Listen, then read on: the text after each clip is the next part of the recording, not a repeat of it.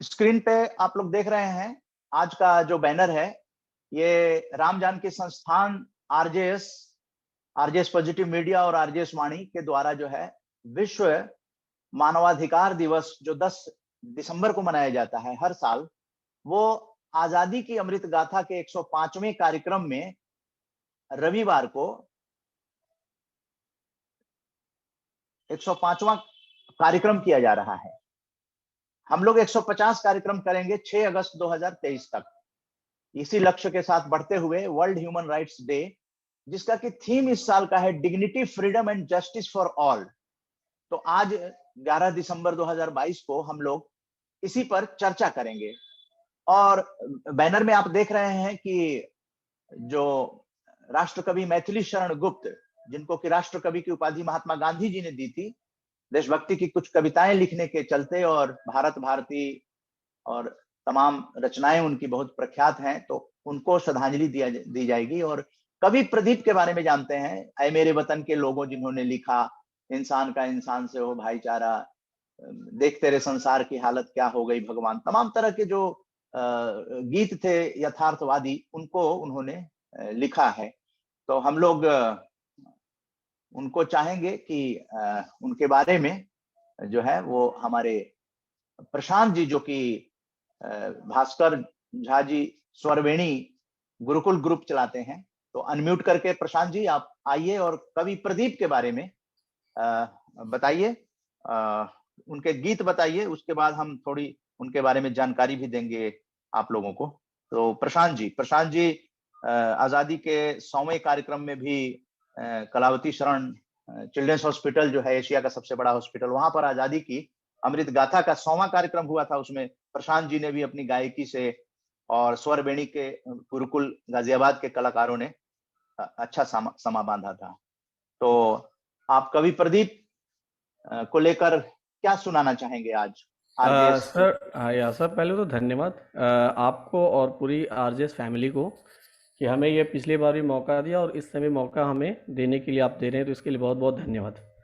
मैं एक्चुअली कवि प्रदीप जी द्वारा लिखी हुई और लता मंगेशकर जी द्वारा गाया है ऐ मेरे वतन के लोगों, तो मैं इस गाने को प्रस्तुत करना चाहूँगा।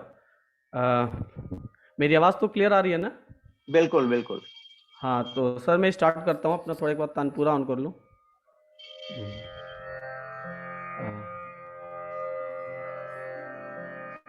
हाँ, आवाज़ आ रही है ना तानपुरे की भी? बिल्कुल आ रही है। ठीक है सर, ओके। मैं स्टार्ट करता हूँ सर।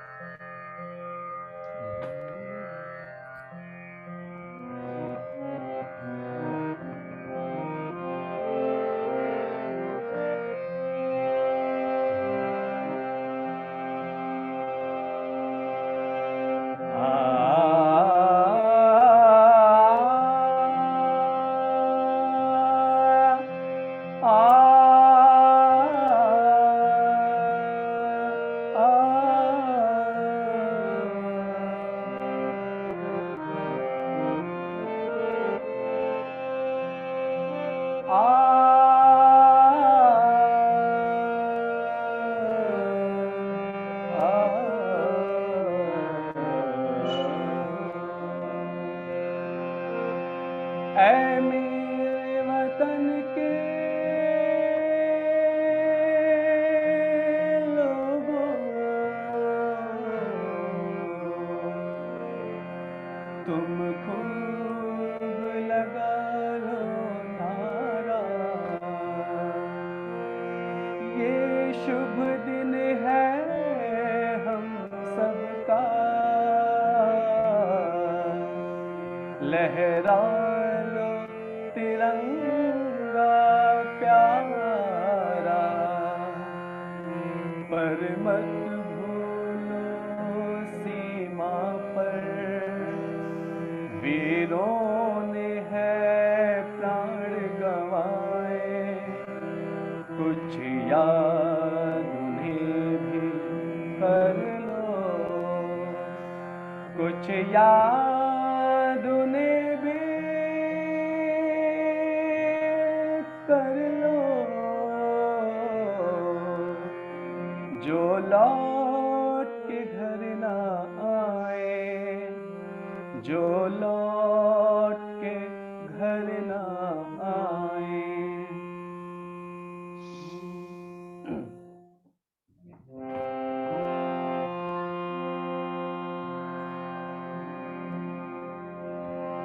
ऐ मेरे वतन के लोगों, तुम खूब लगा लो नारा, ये शुभ दिन है हम सबका, लहरा लो तिरंगा प्यारा। पर मत भूलो सीमा पर वीरों ने है प्राण गवाए, कुछ याद उन्हें भी कर लो, जो लौट के घर ना आए। ऐ मेरे वतन के लोगों, तुम खूब लगा लो नारा, ये शुभ दिन है हम सबका, लहरा लो तिरंगा प्यारा।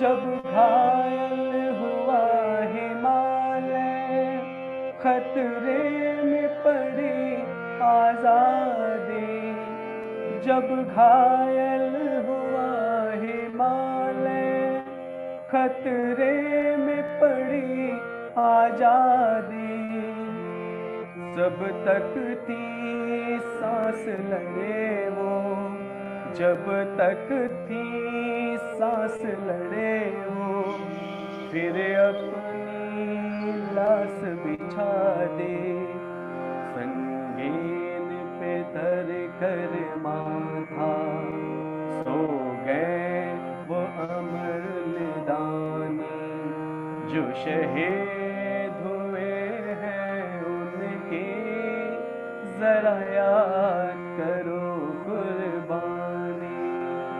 ऐ मेरे वतन के लोगों, जरा आँख में भर लो पानी, जो शहीद हुए हैं उनके, जरा याद करो कुर्बानी। जब घायल, एक लाइन और है सर, एक लाइन और है। जब देश में थी दिवाली, वो खेल रहे थे होली, जब हम बैठे थे घरों में, जब हम बैठे थे घरों में, वो झेल रहे थे गोली,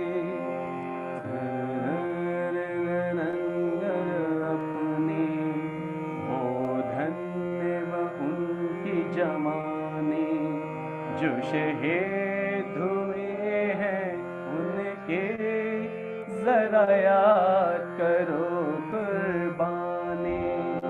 जय हिंद की सेना, जय हिंद की सेना, जय हिंद, जय हिंद, जय हिंद। जय हिंद, जय हिंद प्रशांत श्रीवास्तव जी। जय हिंद। और विश्व मानवाधिकार दिवस पर यह गाना जो है बिल्कुल सूट करता है कि जिस आजादी को पाने के लिए कितनी कुर्बानियां दी गई, ये गाना बताता है। कवि प्रदीप ने लिखा रहा, और उन्होंने 1962 के भारत चीन युद्ध के दौरान शहीद हुए सैनिकों की श्रद्धांजलि में यह गीत लिखा था, और भारत रत्न से सम्मानित स्वर कोकिला लता मंगेशकर द्वारा गाए इस गीत का तत्कालीन प्रधानमंत्री जवाहरलाल नेहरू की उपस्थिति में 26 जनवरी 1963 को दिल्ली के रामलीला मैदान से सीधा प्रसारण किया गया था। यूं तो कवि प्रदीप ने प्रेम के हर रूप और हर रस को शब्दों में उतारा, लेकिन वीर रस और देशभक्ति के उनके गीतों की बात कुछ अलग ही थी। और उन्होंने बहुत सारे गीत लिखे। आओ बच्चों तुम्हें दिखाए झांकी हिंदुस्तान की, दे दी हमें आजादी, हम लाए हैं तूफान से कश्ती निकाल के, पिंजरे के पंछी रे, तेरे द्वार खड़ा भगवान, दूर हटो ए दुनिया वालों। इस तरह के गीत लिखने वाले कवि प्रदीप, इस तरह के रचयिता जो है कितनी देशभक्ति की अलख जगाते हैं। आजादी की अमृत गाथा के 105वें अंक में आरजेएस फैमिली की ओर से श्रद्धांजलि दी जा रही है। उनकी पुण्यतिथि 11 दिसंबर 1998 है आज के दिन। कवि प्रदीप को श्रद्धांजलि आरजेएस फैमिली और तमाम अतिथि वक्ताओं की तरह से, पैनलिस्ट की ओर से भी। और अब हम आमंत्रित करेंगे मैथिली शरण गुप्त जी के बारे में। उन्होंने भी देशभक्ति की काफी अलख जगाई थी और राष्ट्र कवि की उपाधि मैथिली शरण गुप्त को दी गई महात्मा गांधी द्वारा। तो दूरदर्शन कर्मी, दिल्ली दूरदर्शन कर्मी इशाक खान जी को आमंत्रित करते हैं, आरजेएस पॉजिटिव स्पीकर हैं। मैथिली शरण गुप्त के बारे में दो शब्द। श्रद्धा सुमन। 12 दिसंबर पुण्यतिथि है मैथिली शरण गुप्त की। इशाक खान जी, बाकी लोग माइक म्यूट कर लें और उसके बाद मानवाधिकार जी। जय हिंद के सभी मित्रों को, आप सभी बंधुओं को मेरा नमन, वंदे मातरम। और जिस तरह से इतनी अच्छी शुरुआत हुई कवि प्रदीप जी की इस रचना से, ठीक इसी के आसपास में हमें मैथिली शरण गुप्त जी भी मिलते हैं, कवि प्रदीप के आसपास ही, जो रचनाओं के मामले में, क्योंकि देशभक्ति से ओतप्रोत इनकी भी सारी रचनाएं हैं। और उन दिनों दरअसल ये भी बात थी मित्रों की हर किसी का मकसद था स्वाभिमान भरना देश के लिए, आजादी का मकसद तो था ही, लेकिन इसके बाद जब किसानों की बात उठाना, महिलाओं की बात उठाना, स्त्री विमर्श की बात उठाना, और कौन कौन सी बातों की जरूरतें हैं देश के लिए, देश के उत्थान के लिए, राष्ट्र के उत्थान के लिए, जैसा कि हम सब मानते हैं, हमारा नारा भी है कि हमारा जो विश्व है वो एक घर है, परिवार है, भारत समूचा हमारा, और हम सभी आपस में भाई बहन हैं। जिस सिद्धांत को लेकर हम चल रहे हैं, इसमें ये बहुत ही सटीक बैठते हैं। और आज ये उत्तम अवसर भी है कि उन्हें हम याद कर रहे हैं। आज मैथिली शरण गुप्त राष्ट्र कवि की पुण्यतिथि है और इनका जन्म चिरगांव, जो बुंदेलखंड झांसी में है, 3 अगस्त 1886 को हुआ था। और इनका जो गोलोकवासी हुए थे ये 12 दिसंबर 1964 को। इस दौरान इन्होंने बहुत सारी रचनाएं की हैं, और सबसे पहले हम इनके लघु खंड काव्य की अगर बात करें तो इन्होंने रंग में भंग का उसकी रचना की थी, और इसका प्रकाशन हुआ था 1909 ईस्वी में। और इनके 2 तो बड़े बड़े महाकाव्य हैं, 19 खंड काव्य हैं इस तरह के, और काव्य गीत हैं, नाटिकाएं हैं। और हम लोग अपने मिडिल हाई स्कूल के कक्षा के दौरान इनकी जो कविताएं पढ़ी थी, कुछ काम करो जग में रहकर कुछ नाम करो, यह जन्म हुआ किस अर्थ हो, समझो जिसमें यह व्यर्थ न हो, कुछ तो उपयुक्त करो तन को, नर होने निराश करो मन को।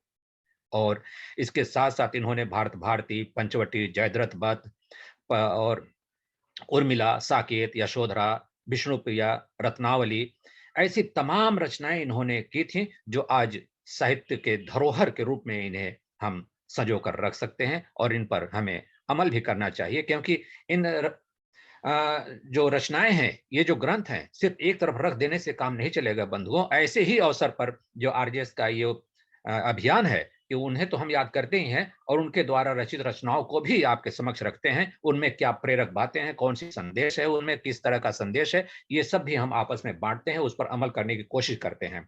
और एक बहुत बड़ी बात यह भी है कि हमारा जो मंच है, आरजेएस मंच, आदरणीय उदय मन्ना जी के सानिध्य में, हम दूसरे जो यहाँ पर लगने वाले मेले हैं, उत्सव हैं, और जो अच्छे आयोजन है, उनका भी हम समर्थन करने लगे हैं। जैसा कि पिछले दिनों अभी हमने राष्ट्र व्यापार मेले का समर्थन किया था, और वहां पर जाकर के सिर्फ समर्थन ही नहीं किया था दूर से कि हम समर्थन करते हैं, वहां पर जाकर के उदय मन्ना जी और हम सबकी टीम ने, और बाकी उनके साथ जो जुड़े हुए थे पत्रकार, वो सब भी आकर के उसे हाथों हाथ लिया।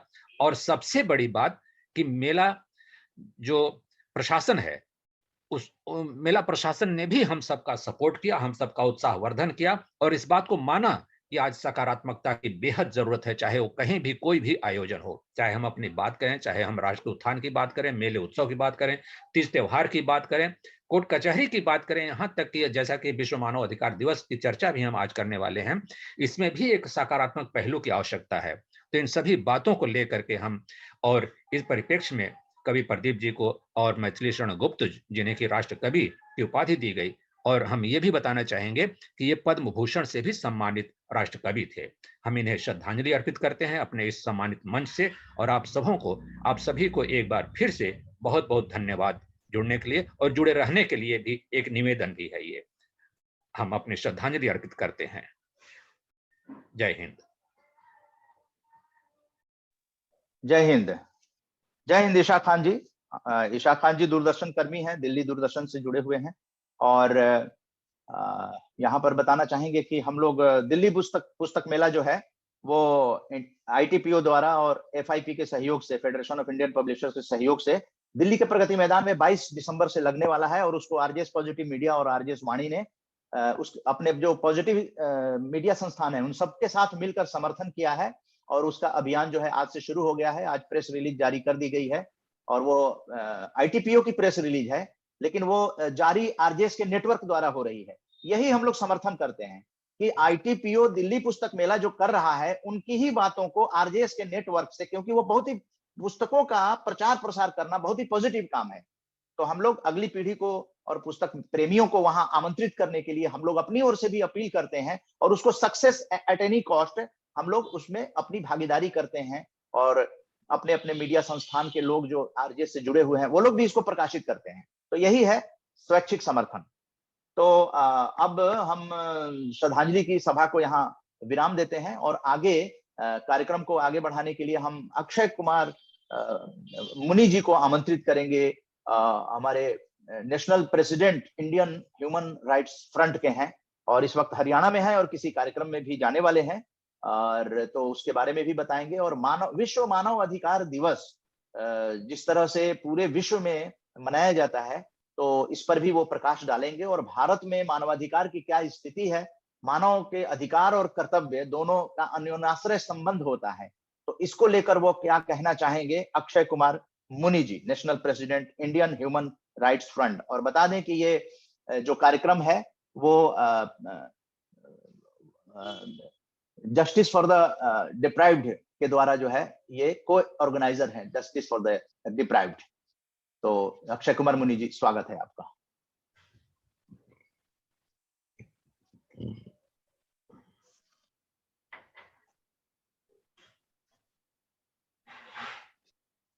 जी अनम्यूट करके आ जाइए अक्षय कुमार जी।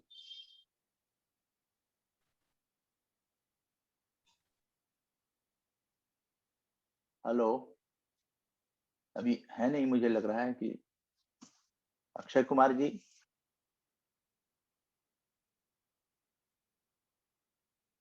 अक्षय कुमार जी इस वक्त नहीं है। हेलो, हाँ अक्षय कुमार जी, आपको बुला रहे थे, स्वागत है। हाँ जी। आप सभी RJS परिवार को और तमाम वक्ताओं को वंदे मातरम, जय हिंद, जय भारत। कल जैसा कि मानवाधिकार दिवस था और हमारे काफी अच्छे लोगों ने और कार्यकर्ताओं ने मानवाधिकार दिवस मनाया। मानवाधिकार आयोग का जो गठन हुआ 1993-94 में हुआ, और आज भी हमारे कुछ लोग ऐसे हैं जिनको मानवाधिकार का मालूम ही नहीं, मानवाधिकार है क्या, मानवाधिकार संस्थान क्या है। और आज हर गली हर चौराहे पर मानवाधिकारों की धज्जियां उड़ाई जा रही हैं। हमारे जो प्रशासनिक अधिकारी हैं वो मानवाधिकार को मानते ही नहीं है। पुलिस स्टेशनों के अंदर मानवाधिकार नियम लिखे हुए हैं, परंतु उन पर कोई भी विचार विमर्श नहीं किया जाता। तो अभी हम लोगों को जरूरत है कि हम लोगों को जागरूक करें, समानता का अधिकार लेकर के आए, हर व्यक्ति को उसका अधिकार प्राप्त हो। अभी जैसा कि वक्ताओं द्वारा कहा जा रहा था कि प्रदीप जी ने सॉन्ग्स लिखे और अलग से सॉन्ग्स लिखे गए, बड़े अच्छे देशभक्ति लिखे गए। जब हमारा देश आजादी की चरम सीमा पर था, आजादी की लड़ाई लड़ी जा रही थी, तो हमारे कवियों ने अपनी भावनाओं को प्रकट करके हमारे देशभक्तों के दिल के अंदर एक ऊर्जा पैदा की, ताकि वो आजादी की लड़ाई लड़ सके और देश को आजाद करा सके। परंतु आज हम क्या देखते हैं, हर टीवी चैनल्स पर हर जगह बच्चों को डांस सिखाया जा रहा है, नाच गाने सिखाए जा रहे हैं। मतलब देश के विषय में कुछ भी नहीं सिखाया जा रहा है, उनको देश के विषय में कुछ भी नहीं बताया जा रहा। आरजेएस परिवार को मैं बधाई देता हूं इसके लिए कि आरजेएस परिवार ने हमारी युवा पीढ़ी को ये चीज बताने के लिए, उनको अपने प्राचीन कर्तव्य बताने के लिए ये एक मुहिम शुरू की है। हमारे कवियों ने देश के विषय में लिखा, आज भी वो गाने लिखे हुए हैं कि उन गानों को सुन करके रोम खड़े हो जाता है। और आज जो नए गाने लिखे जा रहे हैं, जो रोमटा खड़े होता है वो भी जोंगतों बैठ जाता है। तो आज हमें एक जरूरत है लोगों को अधिकार बताने की और उनको एक सही रास्ता दिखाने की। आज हमें एक लड़ाई लड़नी है समानता की। जब तक हम लोगों के अंदर समानता नहीं आएगी, तब तक कुछ भी होने वाला नहीं है। अभी हम कुछ जगह अधिकारों का उपयोग करते हैं, परंतु हम लोगों को नैतिक कर्तव्य हम लोग भूल चुके हैं, मौलिक कर्तव्य हम भूल चुके हैं। जब तक हम नैतिकता नहीं अपनाएंगे, तब तक हम कुछ नहीं कर सकते। हमारी युवा पीढ़ी गर्त की तरफ चली जा रही है, तो हम लोगों को एक नया करना पड़ेगा, मानवाधिकारों को उजागर करना पड़ेगा। पुलिस के पास आईपीसी, सीआरपीसी आज भी अंग्रेजों के टाइम की है, परंतु जो संविधान के अंदर हमारे अधिकार लिखे गए हैं, उनका कहीं पर भी कोई उपयोग ही नहीं है।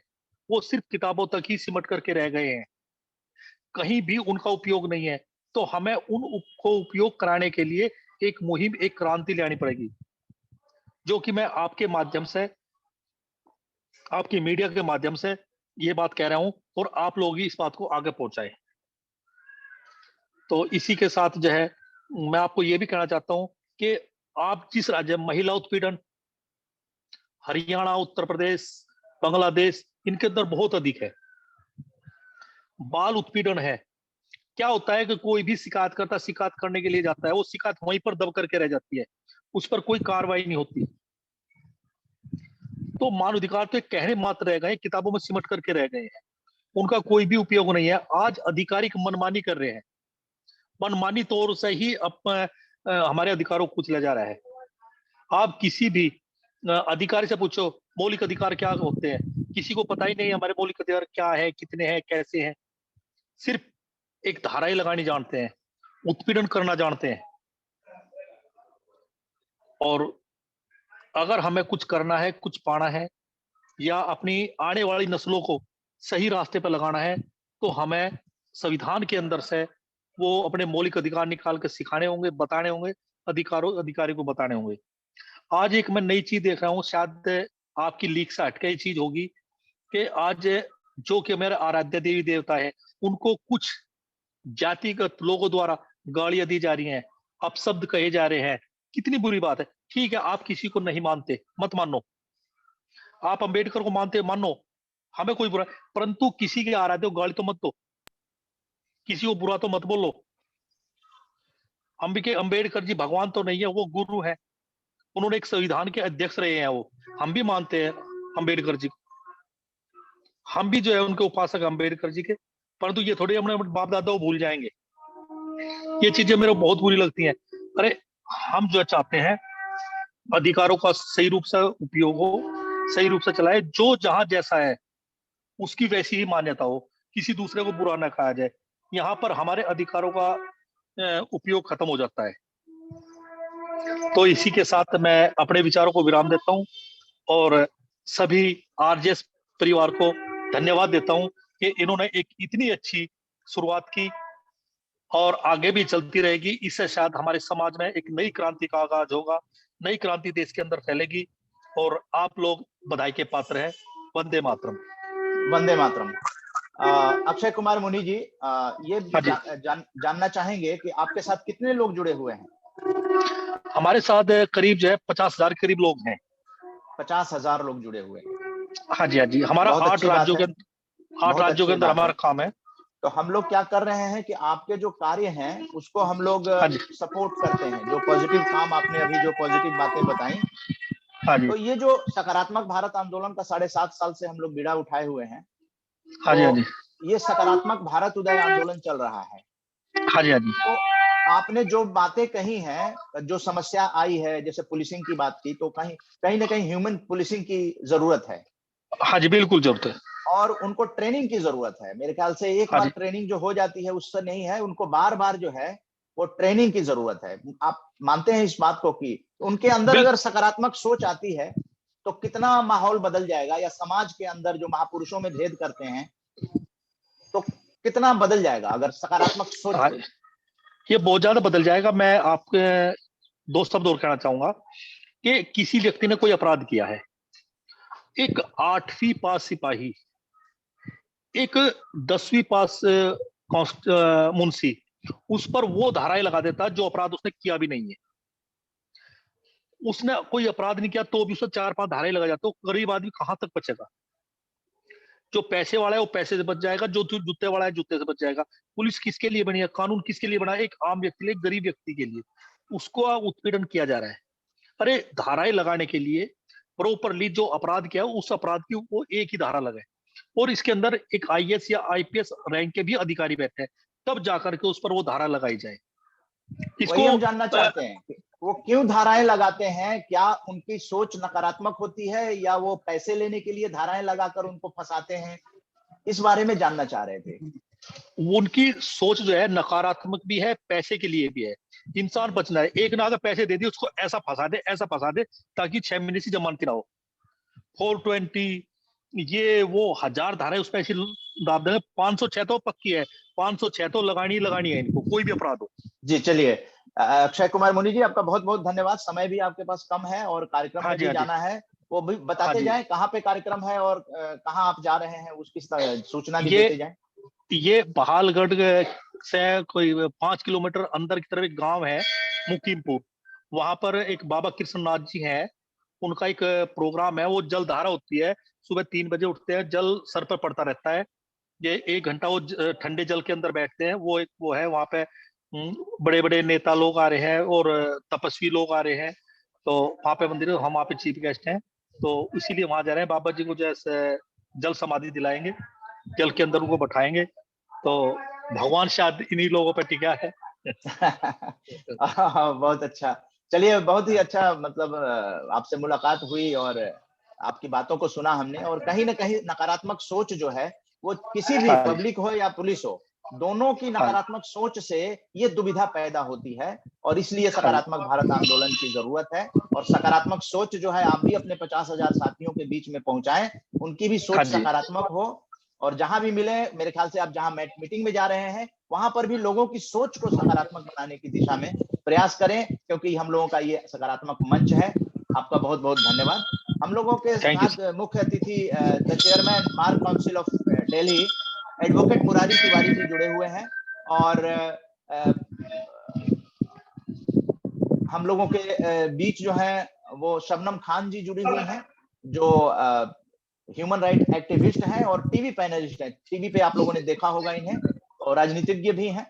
तो अक्षय कुमार मुनि जी, अभी चर्चा भी हो रही थी शबनम खानम जी से, आपकी चर्चा हो रही थी। शबनम जी को हम बता देना चाहते हैं, सुन रहे हो, कि हम एक फिल्म आर्टिस्ट भी हैं, हम एक फिल्म कलाकार भी हैं। वाह, क्या बात है। मेरे अपनी विधि लव म्यूजिक नाम से फिल्म कंपनी है। बहुत अच्छा, बहुत अच्छा, बहुत अच्छा। शबनम खानम जी, आपको आमंत्रित करेंगे आरजेएस के इस मंच पर, और उसके बाद आपसे लोग जो है वो सवाल जवाब भी करेंगे, क्योंकि आपका अनुभव बहुत ही ज्यादा है ह्यूमन राइट के फील्ड में। तो शबनम खान जी, सभी को मेरा जय हिंद, वंदे मातरम। वंदे मातरम। आपका बहुत बहुत शुक्रिया उदय जी कि आपने मुझे जोड़ा आज अपने मंच पर आरजेएस परिवार के साथ, जहां हम आजादी का अमृत महोत्सव भी मना रहे हैं, जहां हम ह्यूमन राइट्स डे भी मना रहे हैं, और एक तरफ हम अपने उन कवियों को, कवि प्रदीप जी, कवि मैथिली शरण गुप्त जी, जिनको हम जब से पैदा हुए सुनते आ रहे हैं, जो शायद उनकी कविताएं सुनते ही हमारे पूरे शरीर में एक ऊर्जा बढ़ जाती है, एक एनर्जी आ जाती है, और देशभक्ति का जो जज्बा, चाहे कोई व्यक्ति के अंदर 0% हो, लेकिन उनकी कविताएं सुन ले तो 1000% तरीके से ताजगी आ जाती है देश के प्रति। आप सबका शुक्रिया, आपकी पूरी संस्था का, और सबसे ज्यादा तो मैं आपका, इसलिए क्योंकि आपने मुझे आमंत्रित किया है, आपने याद रखा, उसके लिए बहुत शुक्रिया आपका। आरजेएस फैमिली में आप भी तो कल जुड़ गई। जी बिल्कुल। जय हिंद। और अक्षय भाई साहब कह रहे थे अभी कि फिल्में भी बनाते हैं, तो हम सब नेताओं और सारी दुनिया में सभी लोग एक्टर हैं, अपनी अपनी तरीके की सब लोग एक्टिंग करते हैं। तो सबको जो भी आपको रोल अच्छा लगे, उदय भाई साहब के लिए जो रोल अच्छा लगे वो दीजिए, शबनम खान के लिए जो रोल अच्छा लगे अपनी फिल्मों में लीजिए, हमें भी। और हम सब भी अच्छी एक्टिंग करेंगे, ऐसा हम सब, मैं उदय भाई साहब की तरफ से भी आश्वासन दे रही हूँ। मेरे बड़े भाई मुरारी तिवारी जी भी जुड़े हुए हैं, उनका भी मैं बहुत नमस्कार। बहुत सालों से हम सब एक साथ हैं और बहुत सालों से हम टीवी डिबेट्स भी कर रहे हैं। मुरारी तिवारी भाई साहब बिल्कुल बड़े भाई जैसे हैं। मैं आप और हम ह्यूमन राइट पर बात कर रहे थे, तो मैं अक्षय जी को सुन रही थी। सारी जिम्मेदारी प्रशासन की होती है, इसमें कोई डाउट नहीं, सरकार की होती है, इसमें कोई डाउट नहीं। हम सरकार और प्रशासन की हर समय क्लास लगाते हैं, इसमें भी कोई डाउट नहीं। हम उनसे जहां कोई गड़बड़ होती है उनसे सवाल करते हैं, और आपने देखा होगा उदय भाई साहब कि हम समय समय पर न्याय दिलाने में भी आगे की भूमिका निभाते हैं, और हमने बड़े बड़े चीजों में न्याय दिलाए हैं। और अभी ह्यूमन राइट्स पर हम बात कर रहे थे कि लोग अवेयर नहीं है। लोग अवेयर तो हैं, लेकिन किस विषय में हमें कहां पर क्या चीज कहनी चाहिए, शायद कहने की क्षमता हर एक व्यक्ति में नहीं होती है। इसीलिए अक्षय भाई सब काम कर रहे हैं, इसीलिए उदय भाई सब काम कर रहे हैं, इसीलिए शबनम खान काम कर रही हैं। तो मुझे लगता है कि हमें जन जन तक ये अवेयरनेस लाने की जरूरत है। जिस तरीके के हम लोग प्रोग्राम, मैं गांवों में जा जाकर भी अवेयर करती रहती हूँ कि आपके ये राइट्स हैं, अगर पुलिस आपको पकड़ती है आप ये सवाल करिए। हालांकि पुलिस का खौफ बहुत ज्यादा होता है, इसमें कोई डाउट नहीं है, लेकिन सारे प्रशासनिक अधिकारी खराब है ऐसा भी नहीं है। इसी देश में हमारे को अपने देश के कानून पर पूरा विश्वास रखना चाहिए। और हम उदय भाई साहब एक चीज जान लीजिए, जो विक्टिम है हमेशा उसी को ज्यादा मशक्कत करनी पड़ती है। चोर तो चोरी करके भाग जाता है, फिर ये वाला जो प्रोसीजर है कि थाने जाएगा आदमी, थाने में कंप्लेंट कराएगा आदमी, हाँ ये बहुत टिपिकल है। कहीं ना कहीं पुलिस जो विक्टिम आता है, जो अपनी परेशानी लेकर आता है, जो ये कहने आता है कि हमारी मदद करिए, चाहे वो कोई रेप पीड़िता हो, चाहे वो कोई चोरी का केस हो, चाहे वो हत्या का केस हो, कहीं ना कहीं पुलिस उनको बहुत ज्यादा हरेस कर देती है।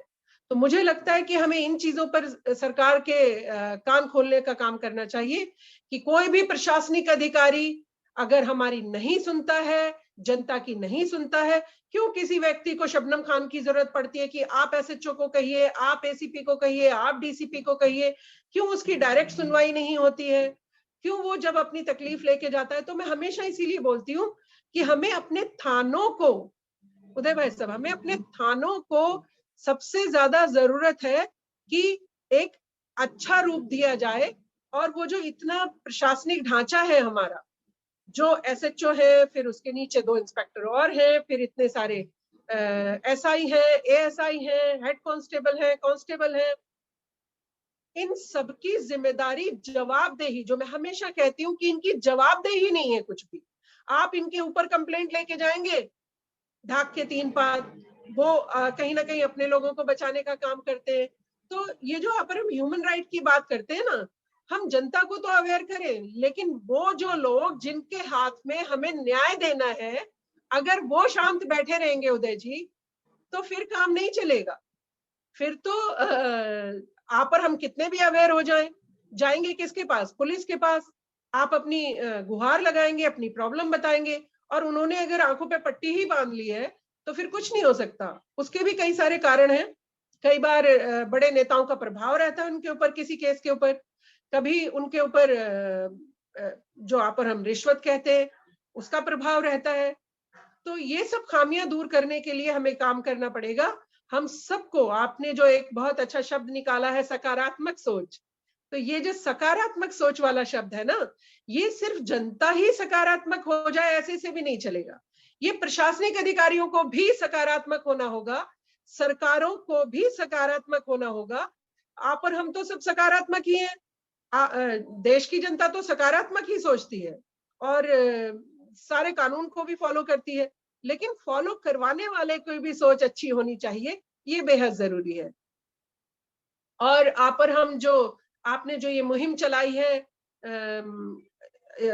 अमृत महोत्सव की, और इस तरीके के जो हमारे गुमनाम, चाहे वो कवि हो, चाहे कोई और हो, चाहे हमारे नेता रहे हो, चाहे हमारे और सारी फील्ड से कहीं से भी आते हो, बहुत सारे सोशल एक्टिविस्ट अपनी जान दे चुके, कोई नाम लेने वाला तक नहीं है उनका, कोई उनको सराहता तक नहीं है, हमें हम लोगों को पता तक नहीं है उन लोगों के नाम कि वो लोग क्या क्या कर कर गए हमारे लिए।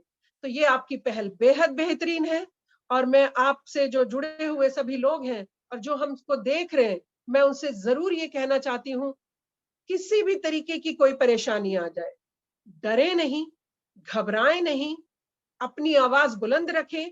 आपके साथ उदय भाई सब जुड़े हैं, आपके साथ आजकल तो सोशल मीडिया का जमाना है, आपको कोई तकलीफ है, आप सीधे भी अपना कोई बात अपनी वीडियो डालकर रख सकते हैं, और आप और हम देखते हैं उदय भाई सब, काफी लोगों को न्याय भी मिलता है इस तरह से, जहां कोई एक व्यक्ति विक्टिम अपनी बात कहता है और आप और हम उसकी आवाज को आवाज देकर दुगना कर देते हैं, चौगुना कर देते हैं, तो उनको न्याय भी मिलते देखते हैं। मुझे लगता है कि हम सब लोगों को किसी भी चीज से घबराना नहीं चाहिए, डरना नहीं चाहिए, और एकजुट रहना बेहद जरूरी है। हम सबको एकजुट रहना चाहिए, एकता में बल है, याद रखिए। आप ऐसा मत सोचिए कि अरे आज तो किसी और लड़की का रेप हो गया है, हमें क्या फर्क पड़ता है। नहीं, हमें ही फर्क पड़ता है, वो हमारी भी बेटी थी। किसी के घर चोरी हो गई, हमें क्या फर्क पड़ता है, हमें ही फर्क पड़ता है। ये आप और हम तो एक परिवार है ना, और परिवार का व्यक्ति चाहे दूर रहता हो, चाहे किसी जाति धर्म का हो, किसी पंथ संप्रदाय से आता हो, लेकिन है तो हम सब भारतवासी ना। हम सब भारतवासियों को एकजुट होने की जरूरत है। अगर आप और हम सब एकजुट रहेंगे तो मुझे लगता है कि बड़े से बड़ों की सोच, जिसकी कितनी भी नकारात्मक सोच, सकारात्मक हो जाएगी, ऐसा मेरा पूर्ण विश्वास है उदय भाई सर।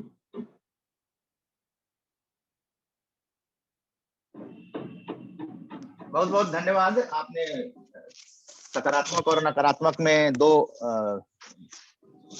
मानव अधिकार को लेकर अगर सकारात्मक माहौल बन जाए, और खास करके प्रशासनिक की ओर आपने इशारा किया है, तो अब देखिए आरजेएस भी चाहता है कि देश सकारात्मक हो, इसलिए हम लोग अन्य राज्यों की यात्राएं भी करते हैं, वहां पर मीटिंग्स भी करते हैं। तो पुलिस प्रशासन के साथ या अन्य सरकारी दफ्तरों के साथ आपने इशारा किया कि उन लोगों को सकारात्मक होना बहुत जरूरी है, तो इस दिशा में हम लोग आगे बढ़ेंगे। ये आपका मार्गदर्शन है आज के इस वेबिनार में, और हमारे जुड़े हुए लोग और मुख्य अतिथि भी जुड़ गए हैं। तो मैं अभी चाहूंगा कि कुछ सवाल अगर आपके हैं तो आप शबनम खान जी से पूछ सकते हैं, जो लोग जुड़े हुए हैं। कुछ आपके मन में अगर इनकी बातों से लगता है कि कुछ मार्गदर्शन मिल सकता है, तो आप लोग इन्हें प्रश्न पूछ सकते हैं, या कोई संदेह हो तो आप पूछ सकते हैं। जी, आपके माध्यम से कोई परेशान भी है, कोई विक्टिम है, किसी भी तरीके की तकलीफ झेल रहा है, तो प्लीज उदय भाई सब के पास मेरा नंबर है, आप ले सकते हैं। मैं हमेशा आपके साथ खड़ी हूँ। जी, अभी आप सवाल आ रहा है। जी, सवाल पूछिए। जी नमस्ते, मैं पत्रकारिता छात्र आशीष रंजन हूँ मैम। मगध यूनिवर्सिटी बोधगया से भी MA कर रहा हूँ। सीतामढ़ी से? सीतामढ़ी बिहार? जी मैम, घर मेरा सीतामढ़ी बिहार हो गया। और मैम मेरा प्रश्न ये है कि कई बार देखते हैं कि लोगों को जो है लड़ाई होती है आपस में, और उनके ऊपर जो है जबरन किसी चीज का केस थोप दिया जाता है, कि बलात्कार का केस ठोक दिया जाता है, या फिर उनको चोरी का केस उन पर डाल दिया जाता है आरोप लगा करके, जो कि होता है कुछ नहीं, बस मामूली सा लड़ाई होता है और उसमें उनके ऊपर थोप दिया जाता है। तो इस हालात में मैम क्या किया जाए? हाँ, ये तो सबसे बड़ा सवाल ही यही है भाई, कि जो गरीब तबका है, जो पिछड़ा है, दलित है, शोषित है, वंचित है, ज्यादातर उन लोगों को किसी न किसी केस में फंसाकर और पुलिस हरास करती है, इसमें कोई दो राय नहीं है। पूरे देश से इस तरीके के हजारों फोन आते हैं, जहां कोई व्यक्ति खड़ा होकर भी देख रहा था और पुलिस ने उसको भी अरेस्ट कर लिया कि तुम भी थे साथ में, तुम भी आओ। तो इसके देखिए, जब पुलिस के नाम से ही हम लोग डरते हैं। जैसे ही पुलिस हम पर हाथ रखती है, आप और हम उसकी वर्दी से ही खौफ खा जाते हैं, और डर के मारे आप और हम सरेंडर ही कर देते हैं कि चलिए आप हमें जहां मर्जी ले चलिए, ये जो पुलिस की वर्दी का खौफ है ना, ये होना तो चाहिए गुंडों में, लेकिन ये खौफ है आम पब्लिक में। आम पब्लिक डरती है। आप देखिए पुलिस का कहीं दूर से कोई सिपाही आता नजर आ जाए तो चोर तो दम लगा के वहीं बैठा रहता है, क्योंकि उसकी कुछ हिस्सेदारी भी है, कुछ रिश्वत वाला मामला भी है। लेकिन जो आम पब्लिक है उसे देखते ही डरती है, क्या हुआ, कहीं मेरे लिए तो नहीं आ गया है। तो ये जो आपके मन का डर है ना भाई, सबसे पहले तो मन का डर हटाइए कि पुलिस से आप सवाल कर सकते हैं। याद रखिए, कोई आपको पकड़ता है, कोई आपके ऊपर केस लगाता है, कोई आपसे किसी भी तरीके की उगाही करने की कोशिश करता है, जिसे रिश्वत कहते हैं। आप 1 सेकंड में सबसे पहले सवाल करना सीखिए। सवाल करिए, कौन है आप, क्यों पकड़ा है मुझे। ये ह्यूमन राइट की जो 30 आर्टिकल्स है ना, ये मैंने फेसबुक पर भी डाले हुए हैं और आपको भी भेज दिए जाएंगे। आप पढ़िए। कोई पुलिस अधिकारी आपको कभी भी आकर, उसको जुर्म बताना होगा, उसको आपको बताना होगा क्यों अरेस्ट कर रहा है, उसको आपको बताना होगा कि आपका अपराध क्या है, और उसे प्रूव भी करना होगा कि आपको क्यों पकड़ने आया है। हम सब लोग इस बात से ही अवेयर नहीं है, क्योंकि जैसे ही पुलिस को देखते हैं पूरा घर डर जाता है, और वो व्यक्ति तो सबसे ज्यादा डर जाता है, क्योंकि जेल ऐसी चीज है जिसके नाम से सब खौफ खाते हैं। तो पुलिस से भी आप सवाल करना सीखिए। आप और हमने देश को आजाद करा लिया है भाई, याद करिए, अंग्रेजों के जुल्म याद करिए। तो हमारे तो शूरवीरों ने, हमारे जांबाजों ने, हमारे शहीदों ने देश को आजाद करा लिया। ये तो अपनी ही पुलिस है। इससे तो आप जम के सवाल करा करिए, इनको जवाब देना पड़ेगा। और आज आपके हाथ में मोबाइल है, आप हर चीज वीडियो बनाते हैं, आप देखते हैं कि किस तरह से, बल्कि मैं तो गांवों में जब जाके अवेयरनेस के प्रोग्राम करती हूँ, मैं देखती हूँ, तो मेरा ना सीना गर्व से फूल जाता है कि अरे इतने इतने ऐसे गांव में जहां मतलब कोई सुविधा नहीं है, और वो मोबाइल से अपनी हिम्मत से बात रख रहे हैं। तो आज आपके पास एक ये भी बड़ा माध्यम है, और हम सब लोग जुड़े हुए हैं। हमारे नंबर्स आप रखिए, कोई आपको हरेस करता है, बात कराइए। कौन किसकी मजाल है देश में नाजायज तरीके से फंसा सके। हम लोग आ रहे थे बाइक से, तो जो बाइक चला रहा था, मैं पीछे बैठा, तो वो कह रहा है कि आगे पुलिस की गाड़ी आ रही है। वो दूसरे गले में गाड़ी घुसा ले। हम बोले क्यों गाड़ी घुसा ले तुम दूसरे गले में, तुम चलता ना, पुलिस रोकती तब ना हम पुलिस से बात करते। तो वो कहता है कि पुलिस से डरना चाहिए। हम कह रहे आप डरे पुलिस से हम नहीं डरेंगे, हम उनसे बहस करने के लिए तैयार हैं। लेकिन तब पर भी वो ना मान करके दूसरा गले में गाड़ी घुसा लिया था। जी हाँ अभी आशीष जी, यही बिल्कुल डर आशीष, निकालना है मन से। हाँ यही डर निकालना है मन से। यही मैंने ये आपको सबसे पहले कहा कि डर निकाल दीजिए। ये डर है ना, हमें जीने नहीं देता है। ये डर है ना, हमें बिना अपराध के ही अपराधी हैं हम लोग। अगर हमारे मन में डर है, जब आपने कुछ किया नहीं, बिंदास सीना चौड़ा करके खड़े हो जाइए। चलिए ले चलिए, कहाँ लेकर चलेंगे। जिस दिन देश की जनता पुलिस अधिकारियों से ये कहने लगेगी, चलिए कहाँ लेकर चलना है, नाजायज लेकर चल रहे हैं तो भी बताइए कहाँ लेकर चलेंगे, मेरी आवाज लेकिन बुलंद ही रहेगी। मैं आपकी जो आप अपराध कर रहे हैं इसके खिलाफ आवाज उठाता रहूंगा। देखिए कैसे बदलाव आएगा। अभी हम ही लोग हाथ जोड़ के खड़े हो जाते हैं उनके आगे, क्या हुआ क्या हुआ, अरे साहब हमें कुछ मत कह दीजिएगा। वो भी कानून से बंधे हैं, याद रखिए। ह्यूमन राइट कमीशन में जब वो लोग आते हैं तो वो, जैसे आप डर रहे हो ना, वो भी हाथ जोड़ के ऐसे ही डर के खड़े रहते हैं ह्यूमन राइट कमीशन में। तो आप याद रखिए, आपके साथ ह्यूमन राइट कमीशन है, आपके अधिकार हैं, आपके साथ हजारों लाखों सैकड़ों सोशल एक्टिविस्ट जुड़े हुए हैं। आप जिस संस्था से जुड़े हुए हैं या नहीं भी जुड़े हुए हैं, पर आजकल सोशल मीडिया पे सबको पता ही होता है कि भाई ये लोग जुड़े हुए हैं, उनको और फोन एक कर सकते बात हैं। मैम की कुछ दिन बाद जो है, 3-4 दिन बाद हम लोग जो है वो कानूनी सलाहकार हर एक पंचायत में बिहार का सोच रहे हैं कि अपने जिला से स्टार्ट करे, और एक एक कानूनी सलाहकार रखे कि जो आम आदमी है, नागरिक है, जिनका जो कोई समस्या है, वो वहां पर जा करके कानूनी सलाह ले। ये हम लोग करते हैं, और ये आपकी सोच बहुत सकारात्मक है, बहुत अच्छी सोच है। आप आप यंग हैं अभी एकदम, आप ऐसे 20 युवा अपने साथियों को साथ ले सकते हैं, जो हर गांव में 10 दिन में एक बार किसी एडवोकेट को साथ लेकर जाएं, जो और अच्छा कानूनी ज्ञान दे सके उन्हें। और अगर हमसे इस तरह से आप चर्चा कराना चाहें, जैसे आज मेरे भाई बात कर रहे हैं मुझसे, और उनसे भी बात करा सकते हैं। लेकिन जो ओरिजिनल वकील है वो तो कहीं बाहर काम करते हैं, लेकिन जो दलाल टाइप के हैं ना, जो चमचागिरी जिसको कहते हैं, वो लोग बस इधर रह गए मैम। जो कि आम आदमी को बस तो आपको पूछना परेशान होने की जरूरत नहीं है। दिल्ली में बहुत वकील हैं, कोई भी जरूरत पड़ती है तो अभी मेरे मुरारी तिवारी भाई भी एडवोकेट हैं, उनसे भी आप संपर्क कर सकते हैं। और मैं ह्यूमन राइट एक्टिविस्ट भी हूँ, आपको कोई मेरी कभी भी जरूरत पड़े और इसी तरह से संवाद भी कराना हो कभी वीडियो कॉल पर, और कोई पुलिस अधिकारी अगर आपको नाजायज सता रहा है तो वहां पर भी वीडियो कॉल लगाइए और हमारी बात कराइए। पूछा जाएगा उनसे कि क्यों पकड़ रहे, क्या कारण है, क्या किया है इस व्यक्ति ने। और कुछ जिम्मेदारियां हमारी भी हैं भाई, थोड़ी जिम्मेदारियां हमारी भी हैं। हम भी कानून को फॉलो करें, कानून को अपने हाथ में ना लें। और जो लोग हमें कुछ गलत सिखाते हैं, आपके पास आसपास भी कुछ ऐसे लोग होंगे जो गलत काम करते होंगे, उनका कभी समर्थन ना करें। हमेशा देश के लिए सोचें, देश के लिए सकारात्मक सोचें, प्रशासन के लिए सकारात्मक सोचें। लेकिन प्रशासन अगर नकारात्मक है तो फिर उसको उसी तरह से जवाब भी दें। तो आप डरे नहीं, घबराएं नहीं, हम सब आपके साथ हैं। मैं शबनम खान, आपकी बहन, हर समय 24 घंटे मेरा मोबाइल ऑन रहता है, कभी भी कॉल कर सकते हैं। और मैं सो कॉल्ड एक्टिविस्ट नहीं हूं कि फोन नहीं उठेगा, मेरा फोन भी उठेगा। मेरी आवाज आप सुन ही रहे हैं, इसी तरह से मेरी दबंग और ताकतवर आवाज उन पुलिस अधिकारियों के कानों को भी खोलने का काम करेगी। चलिए, मुझे लगता है कि आशीष रंजन जी संतुष्ट होंगे। आशीष रंजन जी, थोड़ा धैर्य रखिए, जिम्मेदारी नॉलेज से भी आती है। और यहाँ पर सुदीप साहू जी गाजियाबाद से जुड़े हैं, प्रभारी आरजेएस।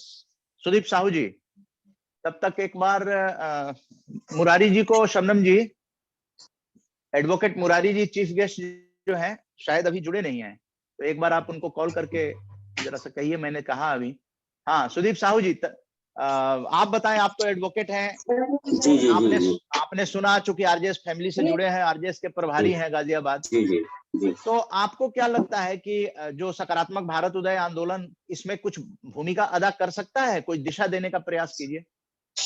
देखिए, सकारात्मक भारत आंदोलन लोगों को समझा ही सकता है और उनके दिमाग में ये बात भर सकता है कि हमें सकारात्मक रहते हुए किस प्रकार से काम करें।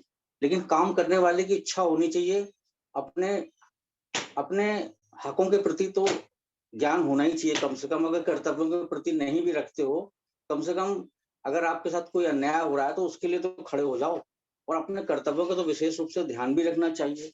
अब मैं इस अवसर पर ये कहना चाहता हूँ कि साल की जो मानवाधिकार दिवस की जो थीम है वो ये है कि डिग्निटी, फ्रीडम और जस्टिस फॉर ऑल, ये आपकी से थीम रखी गई है। और इसके अलावा भी आप ये देखिए कि हमने जो है संयुक्त राष्ट्र महासभा ने 10 दिसंबर 1948 को सार्वभौमिक मानवाधिकारों की घोषणा करी थी, और उसके ही अनुसरण में आज हम जो है मानवाधिकार दिवस आज मना रहे हैं, जो 10 दिसंबर को होता है। आज 11 दिसंबर है, क्योंकि हमारी वेबिनार होती है, इसलिए जो है इसको मनाते हैं। आज मानवाधिकारों का हनन बहुत हो रहा है, चाहे जाति का आधार हो, चाहे रंग का आधार हो, क्षेत्र का आधार हो और लिंग का आधार हो, हर तरीके से जो है मानवाधिकारों का हनन है। लेकिन अगर आप मानवाधिकार आयोग में शिकायत करते हैं, उस पे भी जो है काम होना शुरू हो जाता है, बशर्ते कि आपकी शिकायत वहां पहुंचे। लेकिन शिकायत आप लिख के भी दे सकते हैं, ईमेल से भेज सकते हैं, आपको शिकायत करना ही पड़ेगा। बगैर शिकायत करे आपका उद्धार नहीं होगा। आपको डर के रहने से काम नहीं बनेगा, आपको शिकायत भेजनी पड़ेगी। जब आप शिकायत भेज देते हैं तो वहां से नोटिस इशू हो जाता है अपोजिट पार्टी को, और उसके बाद ही कार्रवाई शुरू हो जाती है। मैं देखता हूं कि अपोजिट पार्टी के लोग, खासकर पुलिस के खिलाफ ज्यादा शिकायतें रहती हैं, वो सब आ जाते हैं घर पे, आपको समझाएंगे कि भैया मत करिए, ये करिए, लेकिन आप अपने बातों पे अडिग रहिए, तो आपका जो है निश्चित रूप से जो है निराकरण हो जाएगा। और मैं इस बात पे कहना चाहता हूँ कि जो सफाई कर्मी हैं, तो खास करके सीवर में घुस करके सफाई करते हैं, और सफाई के दौरान वो मृत्यु उनकी हो जाती है, जबकि सफाई जो है मशीनों के द्वारा होनी चाहिए। लेकिन दबाव में, जिस दिन जैसे छुट्टी होती है तो अधिकतर मॉल है, सिनेमा घर हैं, इनमें जो सीवर होते हैं उनको छुट्टी वाले दिन सही कराते हैं, और उसको हाउस जॉब का नाम दे करके उनको सीवर में उतार दिया जाता है, और वो बेचारे मृत्यु को प्राप्त हो जाते हैं। मानवाधिकार आयोग ने इस पे बहुत ही बेहतरीन काम किया और काफी लोगों को जो है राहत दिलाई है। और मैं चाहता हूं कि ये सीवर का काम जो है ये मशीन के अलावा किसी और से काम नहीं होना चाहिए। आदमी की भी डिग्निटी है, फ्रीडम भी है और चॉइस भी है। उसकी चॉइस से ज्यादा उसकी जान का खतरा रहता है। देखिए कि फ्रीडम इन द वर्ल्ड जो है, फ्रीडम इन द वर्ल्ड ने भारत को जो है स्वतंत्र से घटा करके आंशिक रूप से स्वतंत्र देश घोषित कर दिया है। आप अंदाजा लगा लीजिए कि आज क्या हालत हो रही है। मैं यही कहना चाहता हूँ। शुक्रिया। जय हिंद, जय भारत।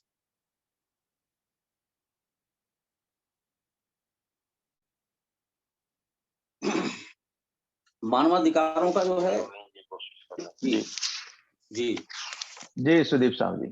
जी तो सुदीप हमारे भाई यहाँ क्या किया जाए, क्या किया जाए, कैसे, मतलब कुछ बातें वक्ताओं ने जो कहा कि प्रशासन को भी, जनता तो सकारात्मक होती ही है, प्रशासन की ज्यादा जिम्मेदारी होती है, तो प्रशासन सकारात्मक कैसे होगा? देखिए, ये सबसे बड़ी जिम्मेदारी तो प्रशासन की होती है। जब थाने में कोई जाता है तो आम आदमी जाता है, अच्छा व्यवहार कर दे अगर कोई सिपाही या दरोगा तो आदमी उसी में ही खुश हो जाएगा। वो अपनी शिकायत भी हो सकता है ना करे, अच्छा व्यवहार से सुन करके। लेकिन थाना जाने का मतलब है कि सबसे पहले उसके साथ जो है दुर्व्यवहार होने की 100% संभावना बनी रहती है। अगर किसी के साथ अच्छा व्यवहार हो जाए तो वो अपना सौभाग्य मान के चले। सबसे बड़ी प्रशासन की जिम्मेदारी है कि वो थाने को जो है शिकायतकर्ता दोस्ताना व्यवहार वाला बनाए। लेकिन क्या होता है, वहां जाकेंगे जो दलाल मिलते हैं या वैसे लोग मिलते हैं जो उसको पहले ही धमका देते हैं, वो आदमी हिम्मत ही तोड़ देता है अपनी शिकायत करने की।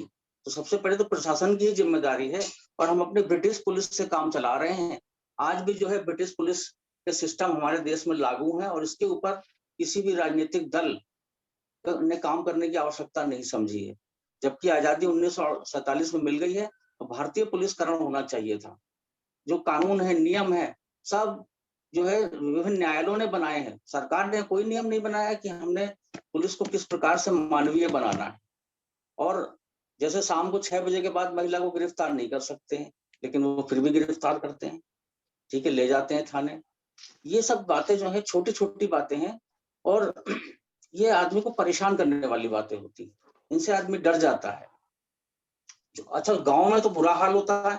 गांव में तो सिर्फ थानेदार ही राजा माना जाता है। वहां पे वो तो करता ही है। हाँ, ये जरूर है कि ये 60 साल के बाद अपने आप को मानते हैं कि हम भी भारत के नागरिक हैं।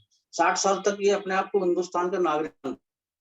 अभी एक मैं कार्रवाई देख रहा था हाई कोर्ट पटना की, कि उन्होंने किस प्रकार से मकान जो है उसको खाली कराने के लिए दूसरे पक्ष को जो है पकड़ करके गिरफ्तार करके सामान निकाल के फेंक दिया।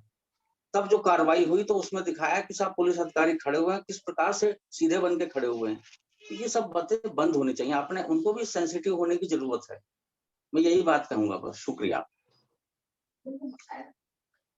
जी हाँ, तो ह्यूमन पुलिसिंग की बहुत जरूरत है, और खास करके पुलिस ही नहीं बल्कि और भी जो डिपार्टमेंट है जहां पर जो कानून है उसके हिसाब से वो काम ऑटोमेटिक होने चाहिए। उसके लिए कोई प्रेशर ग्रुप की जरूरत ये बात ये नहीं हो कि हम जब कहें जब भी काम हो। जैसे जेलों के अंदर रहे, हाँ जी, जैसे जी, जेलों जी, में रहते हैं जो बेचारे लोग रहे कि अनेक वर्षों से सड़ रहे हैं।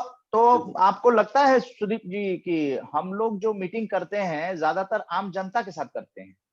जी, जी। जबकि आज की बातचीत में ये बात उभर कर आ रही है कि जनता तो सकारात्मक है ही। जनता बिल्कुल, तो बिल्कुल। अपनी मोटरसाइकिल जो है पुलिस को देखते ही गली से मुड़ जाती है, जबकि उदय वो जी, जी जी जी जी जी, स्वागत है।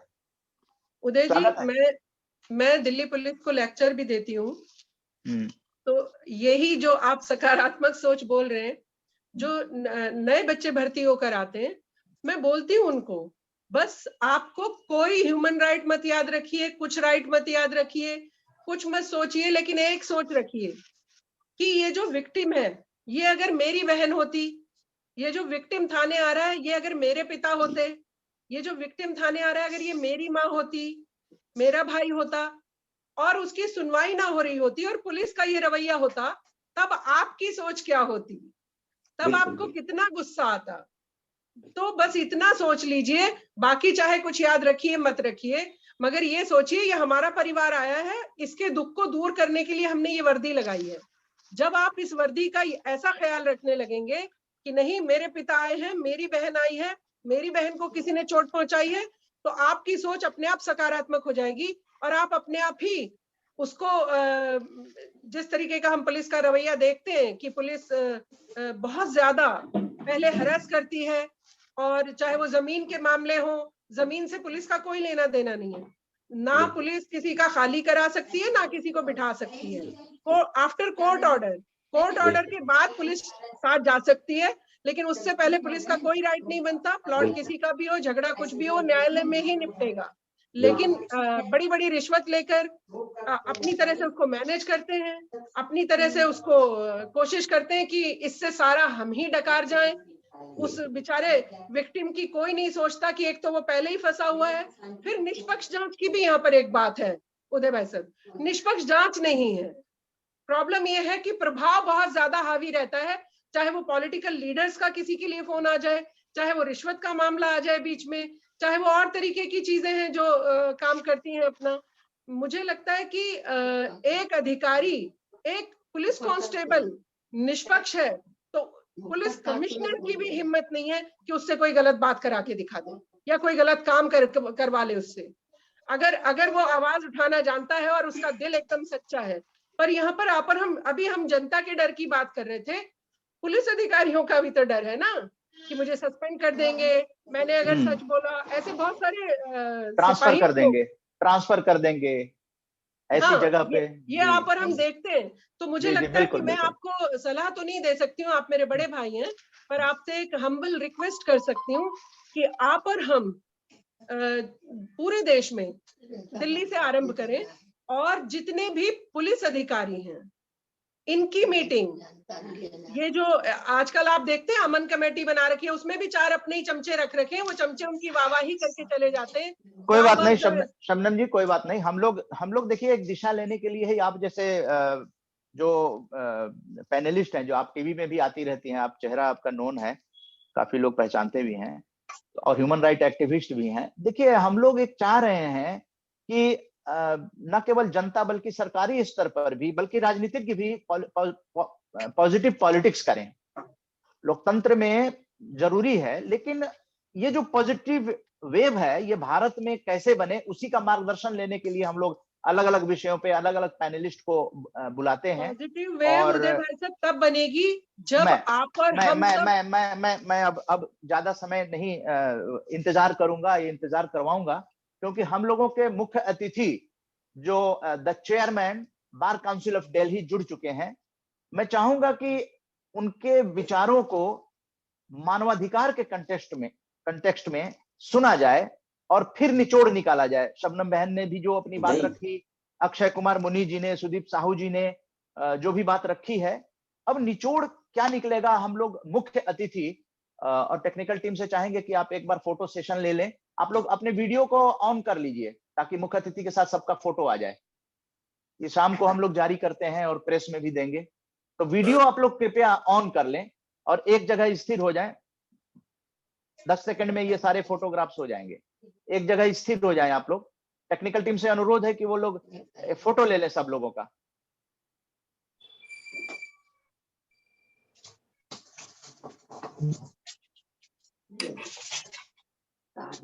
Murari Tiwari ji, chairman the bar council of Delhi, जुड़ चुके हैं। तो अब फोटो सेशन खत्म, और अब एडवोकेट मुरारी तिवारी जी को आमंत्रित करते हैं, chairman bar council of Delhi. स्वागत है सर। आरजेएस उदय जी के इस मंच पर, ये आजादी की अमृत गाथा जो है 105वां कार्यक्रम है। उदय जी यस, आ रही है सर। जय हिंद। आ रही है। उदय, सबसे पहले तो आपका बहुत बहुत धन्यवाद जो आपने इतना बढ़िया इनिशिएटिव ले रखा है और इतने कार्यरत हैं इतने लंबे टाइम से, और आगे जो सहयोग बनेगी हम लोग की तरफ से पूरा मिलता रहेगा आपको। शबनम बहन को भी इतना मान सम्मान है हम लोग की नजर में, और समाज में मानव अधिकार के लिए हमेशा लड़ती रही हैं ये। और मुनि जी का भी बहुत स्वागत है, सिराज अब्बासी जी का भी बहुत स्वागत है। मैं थोड़ा विलम्ब हो गया था मुझे लगता है, लेकिन उदय जी आपने बहुत बढ़िया एक मुद्दा छेड़ा है। और जो ह्यूमन राइट्स है हमारे यहाँ एडवोकेसी के नजरिए से और कानून के नजरिए से, मैं तो इसको सीधा सीधा फंडामेंटल राइट्स से कनेक्ट करके देखता हूँ। अगर हम फंडामेंटल राइट्स जो हमारे सिटीजन्स को कॉन्स्टिट्यूशन में मिला हुआ है, अगर उसको ही हम इम्प्लीमेंट करा पाते हैं without discrimination, without any discrimination on account of caste, creed, religion, तो मुझे लगता है कि ह्यूमन राइट्स की अलग से बात करने की आवश्यकता ही नहीं पड़ेगी। जहां भी ह्यूमन राइट्स की बात आई है, जब जब फंडामेंटल राइट्स जो हमारा बेसिक स्ट्रक्चर है कॉन्स्टिट्यूशन का, उदय जी, जब वो वायलेट होने लगता है तो फिर ह्यूमन राइट्स की हम सोचने लगते हैं कि ह्यूमन राइट्स क्यों वायलेट हो रहा है। लेकिन जो इसके लिए ऑर्गेनाइजेशंस बने हुए हैं ह्यूमन राइट्स को प्रोटेक्ट करने के लिए, अब इसको अनफॉर्चुनेट कहें या डेलिबरेट कहें या जानबूझ करके कहें, ये इनको टीथलेस बना रखा है। मतलब ये बाइट नहीं कर सकते, काट नहीं सकते आपको। अगर कोई वायलेट कर रहा है तो उसका ये लोग कुछ बिगाड़ नहीं सकते। सिंपली इनका काम है एडवाइजरी इशू करना, रिकमेंडेशन करना, टिप्पणी करना और कमेंट्स करना। जबकि इन अथॉरिटीज को भी प्यूनिटिव पावर होना चाहिए था जो पनिशमेंट दे सके। अगर कोई हियरिंग ऑफिशियल है या कोई हियरिंग ऑफिसर है तो उसको सजा देने का भी कुछ हद तक इनके पास पावर होनी चाहिए थी। अदरवाइज इसका होना नहीं होना बहुत मायने नहीं रखता है। सबसे बड़ा इंपॉर्टेंट काम है कि रूल ऑफ लॉ जो कॉन्स्टिट्यूशन ने हमें प्रोवाइड किया हुआ है, रूल ऑफ लॉ अगर इम्प्लीमेंट हो रहा है, अगर कानून का कहते हैं ना पालन सही ढंग से हो रहा है, तो मान के चलिए कि ह्यूमन राइट्स वायलेशन का कोई क्वेश्चन नहीं उठता है। जब जब फंडामेंटल राइट्स का वायलेशन हुआ है, उसके लिए डायरेक्ट कॉन्स्टिट्यूशन में हमारे यहाँ अरेंजमेंट है। आप डायरेक्ट हाई कोर्ट में रिट पिटीशन डाल सकते हैं, आप सुप्रीम कोर्ट का भी दरवाजा खटखटा सकते हैं, और हमेशा टाइम टू टाइम कोर्ट ने भी कॉग्निजेंस लिया है। और कोर्ट की वजह से ही समझ लीजिए कि ये सारा प्रोटेक्टेड अभी है। आम आदमी को भी लगता है कि कहीं ना कहीं प्रोटेक्शन है उसके राइट्स का। तो ह्यूमन राइट्स में सबसे बड़ा ध्यान जो रखने वाली बात है कि इसके प्रोटेक्शन के लिए जो भी इसके प्रोटेक्टर हैं वो डिस्क्रिमिनेशन ना करें। मेरा मानना है कि अगर कोई पुलिस स्टेशन में कोई कंप्लेंट लेकर के गया, ए कास्ट से है, बी कास्ट से है, ए रिलीजन से है, बी रिलीजन से है, वहां कोई डिस्क्रिमिनेशन नहीं होना चाहिए। जो ऑफेंस अट्रैक्ट कर रहा है वो ऑफेंस वहां पर पुलिस को इन्वोक करना चाहिए। तो मुझे ऐसा लगता है कि जैसे ही इस तरह की एक इंटेंशन, एक मेंस एरिया लोगों के दिमाग में आएगी कि हमें किसी तरह का कोई डिस्क्रिमिनेशन नहीं करना है, तो बड़े आराम से हम लोगों के राइट्स को बचा सकते हैं, अधिकार को बचा सकते हैं। अभी शबनम मैडम को मैं सुन रहा था, ये तो बहुत बेबाक बोलती हैं और बहुत ही अच्छा लगता है, और बहुत अपील है इनके जो विचार हैं उनमें। और हम लोग लगातार एज ए लॉयर भी हमारे यहाँ करीब करीब 1.5 लाख इलेक्टोरेट है जो वकील रजिस्टर्ड होते हैं बार काउंसिल में। तो वहां भी कई बार मैंने देखा अधिवक्ताओं के साथ भी उनके फंडामेंटल राइट्स का वायलेशन होता है और पुलिस जाती कर रही होती है, तो हम लोगों को बीच में कूदना पड़ता है, बातें अथॉरिटी तक जाती हैं। लेकिन हमें एक कॉमन सिटीजन जो एक आम नागरिक है उसके बारे में भी उतना ही चिंतित होना है, क्योंकि वो कोर्ट नहीं जा सकता, कई बार उसके पास इतनी कैपेबिलिटी नहीं होती, इकोनॉमिकली बहुत अच्छे लॉयर नहीं कर सकता, इवन की मिनिमम लॉयर भी नहीं कर सकता है। तो इन चीजों को ध्यान रखते हुए कोर्ट्स में करीब करीब फ्री लीगल एड की सुविधाएं अब मुहैया कराई गई हैं। दिल्ली में तो खास तौर से बहुत बढ़िया अरेंजमेंट हो गया है इसका, फ्री लीगल एड सर्विसेज का। धीरे धीरे ये करके थ्रू आउट द कंट्री भी फैल रहा है, और जो हमारे अधिवक्तागण हैं वो भी इसमें इंटरेस्ट दिखा रहे हैं, रुचि दिखा रहे हैं, और वो धीरे धीरे फ्री लीगल एड में भी ज्वाइन करते हैं। और उसके साथ ही साथ डायरेक्टली इनडायरेक्टली जो लोगों का प्रोटेक्शन है वो काफी हद तक मतलब उसका बचाव हो जाता है कि किसी तरह की कोई वायलेशन होती है। और सबसे बड़ी बात है कि आजकल जो सोशल मीडिया के माध्यम से हर छोटी छोटी बात देहात में और छोटे छोटे गांवों में भी, मोहल्लों में पहुंच जा रही हैं, तो लोगों में भी जागरूकता आ रही है। और खास तौर से अब उदय कुमार मन्ना जी जैसे आदमी ने बेड़ा उठाया है, तो मुझे लगता है कि इसमें तो आम आदमी तक ये बात पहुंचेगी कि मानव अधिकार का कहीं वायलेशन ना हो। और हम लोग से जो बनेगा उदय जी, हम सहयोग करते रहेंगे, हम लोग आपके साथ। और बाकी कहीं कोई क्वेश्चन, कोई दिमाग में कुछ को क्लैरिफिकेशन आ रहा है लीगल पॉइंट ऑफ व्यू से, तो अगर आप पूछेंगे तो मैं उसका जवाब दे दूंगा। जी धन्यवाद। धन्यवाद advocate Murari Tiwari ji, the chairman bar council of Delhi. बहुत ही हार्दिक धन्यवाद सर आपका कि आप जुड़े। और जस्टिस फॉर द डिप्राइव्ड के द्वारा मैं बता दूं कि ये को ऑर्गेनाइजर हमारे हैं, जस्टिस फॉर द डिप्राइव्ड। और मैं साधक जो ओम प्रकाश झुनझुनवाला जी हैं, पूर्व प्रभारी भी हैं आरजेएस के पटना से।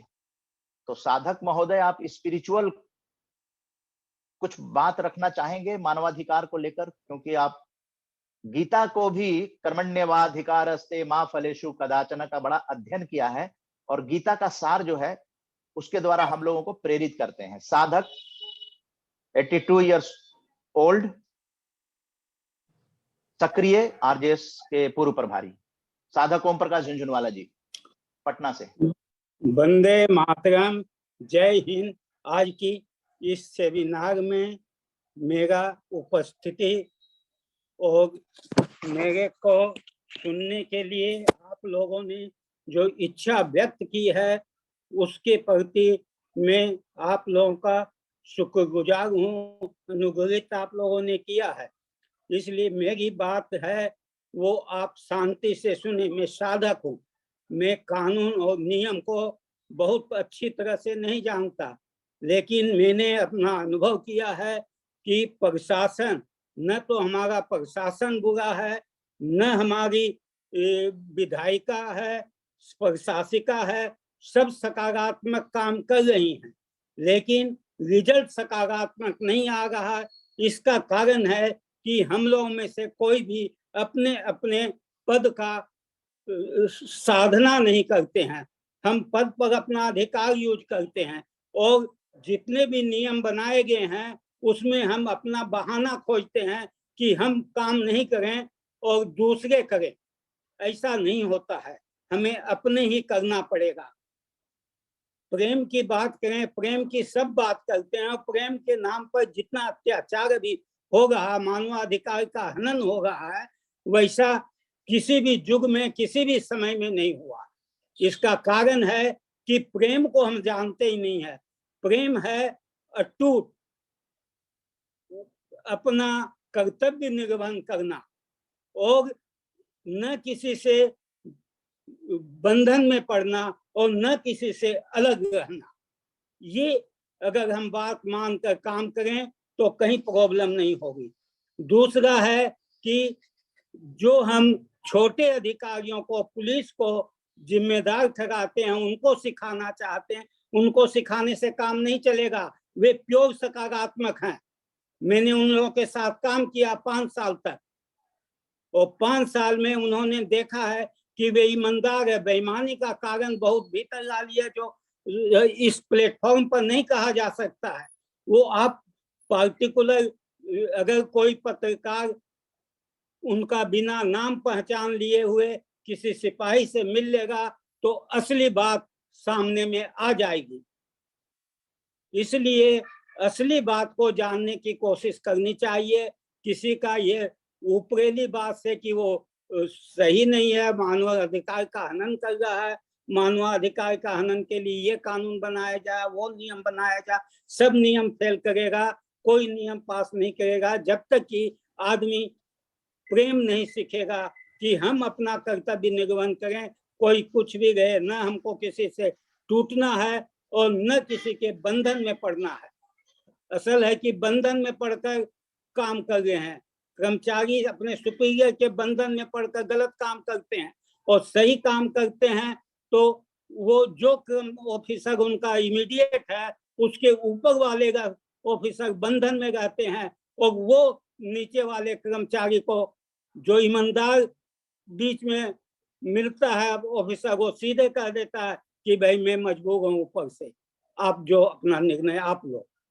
तो मैंने निर्णय लिया, छोड़ दूंगा आपके साथ काम करना डिपार्टमेंट का। दूसरा कोई उपाय नहीं है। हम जी। लड़कर नहीं रह सकते हैं। लड़कर रहने से क्या है कि आपको बदल दिया, आपका रूट ऐसा दे दिया कि आप रास्ता में एक्सीडेंट में मर जाइए। कितने कर्मचारी मर गए हैं सोशल वर्कर में, मैं जानता हूं, मेरे साथी लोग हैं। तो इस जी। तरह से इतनी सी बात कहकर मैं आपको जगाना चाहता हूं कि आप प्रेम सीखिए, प्रेम कीजिए। जय हिंद, वंदे मातरम। जय भारत, जय हिंद, जय भारत।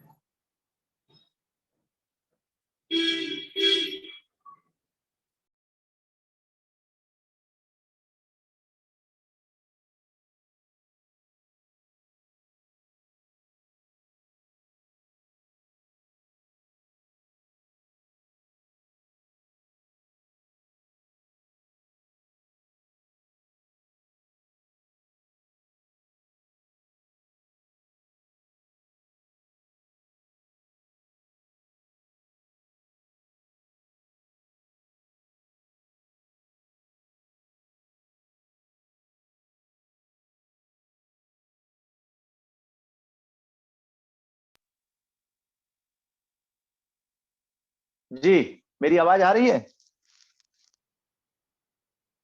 मेरी आवाज आ रही है? हाँ, बोलिए बोलिए बोलिए बोलिए आप लोग। दिलीप वर्मा जी, नरेंद्र टेसर जी, सोनू कुमार जी, प्रीतिराज जी। नहीं जी, म्यूट कर लीजिए बाकी लोग। नहीं रहता है तो मैंने 4 नाम लिए, 4 में से एक भी आदमी नहीं आए। प्रेम कैसे होगा इशाक जी? प्रेम प्रेम कैसे होगा? सही बात है। ये तो अभी 4 लोगों को बुलाया गया, सब आरजेएस फैमिली से जुड़े हुए हैं। आप झुनझुनवाला अगर वीडियो में नहीं आ सकते तो ऑडियो में आइए। झुनझुनवाला साहब ने अभी गीता की बात की, और सचमुच जो गीता के बहाने ये संदेश तो दिया ही गया है कि जो कर्तव्य है वही धर्म है हमारा। यानी कि जिसके जिम्मे जो भी काम दिया हुआ है, जो भी, जैसे एक शिक्षक है तो उसका पढ़ाना काम है, एक वकील है तो उसके लिए न्याय के लिए लड़ना काम है, और अगर हम आप जो कुछ कर रहे हैं ये कर्तव्य लेकर के, तो यही हमारा धर्म है। तो इसीलिए उसमें गीता में एक श्लोक है, सुदीप सर मैं आपको भी बताना चाहूंगा, आपकी भी बातें बहुत अच्छी लगती हैं। अथ चेत त्वमिम धर्म संग्रामम न करिष्यसि ततो स्वधर्म कीर्ति च हित्वा पापम वाप्स्यसि। जो अपने धर्म की रक्षा के लिए, अपने कर्तव्य की रक्षा के लिए जो आगे नहीं आएगा, जो युद्ध नहीं करेगा, उसे माइक म्यूट कर लीजिए ओम प्रकाश जी। ओम प्रकाश जी का माइक म्यूट कर लीजिए। हाँ, उसे अपना कीर्ति, अपना स्वधर्म, अपने बड़ापन सब कुछ एक तरीके से वो नाश कर लेगा अगर ऐसा वो नहीं करता है तो। जिसके प्रति जो कर्तव्य है, जो धर्म है, उसे अगर निभाने के लिए वो आगे नहीं आता है और संघर्ष नहीं करता है, तो ये गीता का संदेश है। ये बहुत अच्छी बात उन्होंने प्रेम की बात की। तो हम यही कहना चाहेंगे कि अभी कुछ दिन पहले दैनिक जागरण में शायद ये आया था कि अभी कई हजार उपभोक्ता मामले भी लंबित पड़े हुए हैं अदालतों में। तो ये भी बहुत नजदीक का मामला है मानवाधिकार के, तो इन पर अभी कोई सुनवाई नहीं हो रही है, ऐसा कुछ अभी उस पेपर में था, समाचार पत्र में। तो इन सब बातों को ध्यान देने की आवश्यकता है। और हम ये मुरारी सर को भी बहुत धन्यवाद देना चाहेंगे, शबनम बहन को भी हम शुक्रिया अदा करना चाहेंगे। बड़ी अच्छी बातें बताई गई हैं, और आगे जो अभी हमारे वक्ता जो कुछ बताएंगे, जो सवाल आएंगे, उसमें भी हमें एक सकारात्मक पहलू देखने सुनने को मिलेंगे उसमें। तो उस पर भी हम सब अमल करेंगे और अमल करते आ रहे हैं। और झुनझुनवाला साहब को भी मैं प्रणाम करता हूँ, सुदीप साहू जी को भी प्रणाम। मैं यहाँ बताना चाहता हूँ कि आज पूरे देश में 5 करोड़ केस हिंदुस्तान में पेंडिंग हैं। 5 करोड़ केस, यानी कि इनके निपटारे में कई 100 साल लग जाएंगे अगर इस प्रॉपर तरीके से भी निपटाएं तब भी। और वो छोटे छोटे केस होते हैं, और मर्डर के केस हैं, और लिटिगेशन खासकर प्रॉपर्टीज के बारे में केसेस हैं, और बहुत सारे केसेस हैं। 5 करोड़ उनकी संख्या है। हम तो केवल हाई कोर्ट या सुप्रीम कोर्ट में जो सुनते हैं ना, ये केस आ गया तो ये निपटा दिया, यही दिखाई देता है हमको बस। इतने मतलब केस पेंडिंग होना ये बहुत ही खतरनाक स्थिति है। इसका मतलब है कि न्याय नहीं प्राप्त हो रहा है निचले स्तर पे। अगर निचले स्तर पर न्याय मिल जाए तो उस तरफ पेंडिंग होने की जरूरत ही नहीं पड़ती, और निचले स्तर पर मामला निपटा। ग्रामीण न्यायालय की बात आई, सरकार ने बताया है ग्रामीण न्यायालय बनाए जाएं, लेकिन ग्रामीण न्यायालय पूरे हिंदुस्तान में अभी गिने चुने राज्यों में ही उनका निर्माण हुआ, जहाँ के छोटे छोटे मुकदमे निपटाए जा सके, जी ताकत दी जा सके। और बात ये भी आई सर कि जो पुलिस आए गिरफ्तार करने तो उससे हम सवाल पूछे कि ऐसा क्यों, तो सीधे कहते हैं कि मैं कुछ नहीं जानता, चल थाने चल, सीधे वहीं पता चलेगा तेरे को। हाँ, वहीं पे 4 डंडे मारेगा, बताएगा कि तेरा ये मामला है। सुनते ही नहीं, तो क्या किया जाए। तो कुछ सकारात्मक सोच देने की जरूरत है। और हाँ, ये बातचीत को इशाक खान जी, इस बातचीत को हम लोग सकारात्मक भारत आंदोलन से जोड़ें। ये जो सकारात्मक भारत उदय आंदोलन हम लोगों का ये 7.5 साल हो गया है, अब हम लोग इसको ये करें कि आखिर न्यायालय में 5 करोड़ लंबित हैं अभी मामले, सुदीप जी ने बताया, एडवोकेट सुदीप जी ने। तो कहीं ना कहीं मानवाधिकार जो है वो लोगों को न्याय मिलना चाहिए, वो नहीं मिल पाता है। बहुत सारी विविधता जो है उसमें भी पचड़े हो जाते हैं, लेकिन उसको किस तरह से सकारात्मक सोच जो है उसके लिए आरजेएस क्या करे, यहाँ हम लोगों अब हम लोग आपस में बातचीत करें। डॉक्टर नरेंद्र टेटेसर जी, आप भी जुड़े हुए हैं, आप भी एक बौद्धिक मानव हैं, काफी विचारक हैं आप। सिराज अब्बासी जी जुड़े हैं जो कि संपादक हैं एक्टिव मीडिया ग्रुप के, धन्यवाद ज्ञापन करेंगे। तो उससे पहले हम लोग आपस में बात कर लें कि क्या हम लोग जो शिखर बैठक राजनीतिज्ञों के साथ, सेक्रेटरी के साथ, चेयरमैन के साथ जो हम लोगों को करना था, 2019 में शुरू किया गया था, लेकिन वो कोरोना आने के बाद 2020 में वो पेंडिंग हो गया था, उसके बाद हम लोग उस दिशा में आगे नहीं बढ़ पाए। शिखर बैठकों की श्रृंखला जो है, क्या वो जरूरी है? हम लोग आंखों में आंख डालकर क्या लोगों से बातचीत कर सकते हैं? जस्टिस जो हैं या फॉर्मर जस्टिस हैं, उन लोगों से अभी कॉलेजियम सिस्टम पर भी बड़े सवाल उठे। न्यायिक प्रणाली पर पूरा विश्वास कितना है लोगों का, ये जानने की कोशिश लोगों से ही की जाए तो क्या सड़कों पे निकलना पड़ेगा? तो जनता तो सकारात्मक है, ये आज उभर के आई बात कि जनता तो सकारात्मक है, लेकिन हमारे अधिकारी सकारात्मक है कि नहीं है, कितने प्रतिशत हैं, उसके लिए हम लोगों को हायर अथॉरिटी से क्या मिलने की जरूरत है? और मिलने की जरूरत है तो उसको क्या बैठक के रूप में मिला जाए या 1-to-1 मिला जाए, या कैसे इसको अमली जामा पहनाया जा सकता है? इस पर आरजेएस फैमिली बातचीत करे, उसके बाद सिराज अब्बासी जी को आमंत्रित करेंगे। ये जहां तक हम और आप चलेंगे उदय जी, तो पता नहीं वो सुने कि न सुने, तो अपने साथ हम कृष्ण मुरारी जी सर जैसे, शबनम खानम जैसे, और ये सुदीप साहू जैसे जो अग्रणी लोग हैं, और हमारे विजन मिश्रा जी तो है ही हैं, प्रोफेसर विजन मिश्रा जी, उनके सानिध्य में तो हम सब आगे बढ़ रहे हैं। इन सब को अगर ले करके हम साथ में चले और किसी से मिलें, तब शायद हमारी सुनवाई हो, वरना तो कहेंगे ठीक है जो आप कहना चाहते हैं लिख कर दे जाइए, हम बाद में हम बुला लेंगे आपको, ऐसे मसले हो जाएंगे।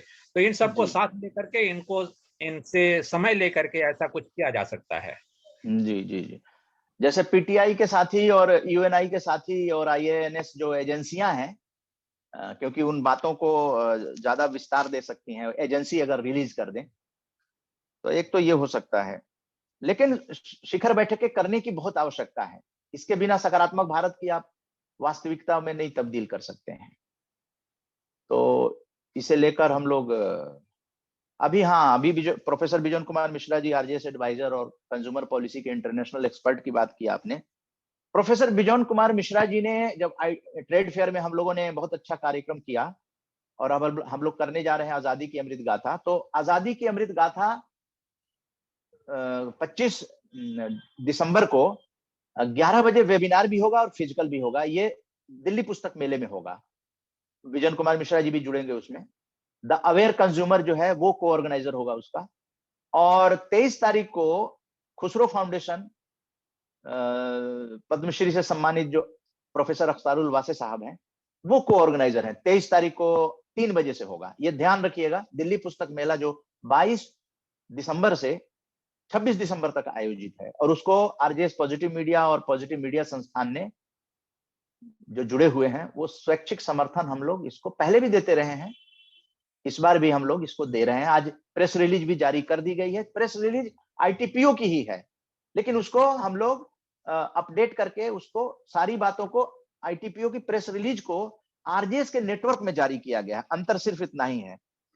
तो उसके परिणाम आएंगे, लोगों तक ये जानकारी जो है वो पहुंचाने का काम हम लोग कर रहे हैं। तो आरजेएस फैमिली, अब लास्ट में हम सिराज अब्बासी जी को अब धन्यवाद ज्ञापन के लिए बुलाएं। तो अंतिम मौका है आपके पास कि मानवाधिकार दिवस पे आपसे रूबरू हो लिया जाए। जो लोग नहीं बोल पाए हैं, प्रीति राज जी आना चाहें। नरेंद्र टटेसर जी आप बराबर आते थे, आज अपने ऑडियो भी आ सकते हैं। नरेंद्र टटेसर जी आपका माइक खुला हुआ है। मन्ना सर वेरी सॉरी, मैं आपकी सारी बातें सुन रहा था और जी आपने खान साहब से थोड़ी सी हमारी शिकायत भी की, वो भी अच्छा लगा जानकर कि संस्था से जुड़े हुए व्यक्ति यदि ऐसा करेंगे कि समय पर उपस्थित नहीं हो तो कैसा लगता हो और अपनी जिम्मेदारी का अगर निर्वहन न कर सके। लेकिन मैं माफी चाहूंगा, इसका कारण सिर्फ ये था कि मेरा परिवार अभी है ना कानपुर के लिए निकल रहा था, तो मेरे पोता और पोती वो निकलने वाले थे, तो उनसे कुछ मैं थोड़ा सा वो कर रहा था। बाकी आपकी आवाज स्पष्ट सुनाई दे रही थी। जी सर, अब मैं अपनी बात रखना चाहूंगा कि जो सकारात्मक शिखर स्तर की जो बैठकों की जो बात हुई या विशेष व्यक्तियों से, मंत्री लोगों से और प्रशासनिक अधिकारियों से जहां तक शिखर स्तर पे मिलने की जो बात हुई, तो मुझे ये बहुत उत्तम विचार लगा। यद्यपि खान साहब ने बताया कि हम एक टीम के रूप में जाएं, तो वो तो बहुत ही अच्छी बात है, लेकिन अगर बाय द वे ऐसा नहीं भी संभव हो पाता तो मेरा एक अपना ये मानना है कि आरजेएस के राष्ट्रीय संयोजक उदय कुमार मन्ना जी के नेतृत्व में यदि एक या दो व्यक्ति भी चले जाए तो हर बैठक का एक अपना महत्व है। वही हमें बाद में रिस्पॉन्स दे ना दे, काम करे ना करे, लेकिन हमें अपना मैसेज छोड़ना है, हमें अपनी बात कहनी है, हमें समाज तक अपना मैसेज पहुंचाना बहुत जरूरी हो गया है जो परिस्थितियां चल रही है। और तो मैं तो ये चाहूंगा कि ये सब लगातार चलता रहे। सुदीप साहू जी है, खान साहब है, निरंतर आप लोग आ रहे हैं, मुन्नी कुमारी जी हैं, और आज शबनम खानम जी का भी बहुत अच्छा सुना, एडवोकेट साहब ने भी जो बोला तो बड़ा अच्छा लगा। जी सर, इसके लिए धन्यवाद। अब विचार करना पड़ेगा। 2019 का पेंडिंग मामला है ये शिखर बैठकों की, तब से हम लोग आगे नहीं आ पाए और शिखर स्तर की बैठक जो है ना नहीं कर पाए, किसी मंत्री के साथ नहीं कर पाए। तो इसको आगे बढ़ाया जाएगा। प्रीति राज जी, क्या आप आ जाएंगे? सिराज अब्बासी जी को हम आमंत्रित करने वाले हैं, उससे पहले प्रीति राज। चलिए कोई बात नहीं। तो सिराज अब्बासी जी जो द एक्टिव मीडिया ग्रुप के एडिटर हैं और काफी पुराने हैं, आरजेएस फैमिली से जुड़े हुए, इन्होंने बैठक भी कराई है जिसमें राष्ट्रीय संयोजक का जाना भी हुआ।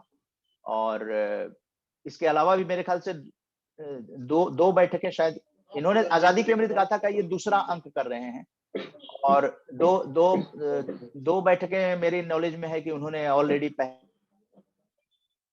सिलसिला था उसमें भी कराया था। आजादी की अमृत गाथा का सिराज अब्बासी जी एडिटर। शुक्रिया मन्ना जी। आरजेएस मीडिया फैमिली की ओर से सभी साथियों का इस्तकबाल करता हूं। मानव अधिकार की चर्चा तो बहुत होती है, लेकिन आज जिस तरीके से हमारे पैनलिस्ट ने इसे बताया और समझाया वो काबिल तारीफ है। वेबिनार दिल्ली के बार काउंसिल के अध्यक्ष एडवोकेट मुरारी तिवारी जी, प्रख्यात मानवाधिकार कार्यकर्ता और टीवी जर्नलिस्ट शबनम खान जी, और भारतीय मानवाधिकार मोर्चा के अध्यक्ष अक्षय कुमार मुनि जी, सभी का धन्यवाद। आरजेएस पॉजिटिव स्पीकर को भी धन्यवाद, जिन्होंने हमें कवि मैथिली शरण गुप्त और कवि प्रदीप के बारे में याद दिलाया। अंत में वेबिनार में जुड़े आरजेएस के पदाधिकारीगण और प्रतिभागियों का भी हार्दिक धन्यवाद। जय हिंद, जय भारत। बंद हो गया क्या? हेलो जी, आ रही थी आवाज? सिराज अब्बासी जी, आप सकारात्मक भारत आंदोलन से पहले से जुड़े रहे हैं, कुछ इस पर भी प्रकाश डालना चाहेंगे? मानवाधिकार और सकारात्मक भारत आंदोलन अगर लोग सकारात्मक हो जाएंगे तो कितना प्रभाव पड़ सकता है। वीडियो ऑन कर लीजिए, अपना वीडियो ऑन कर लीजिए।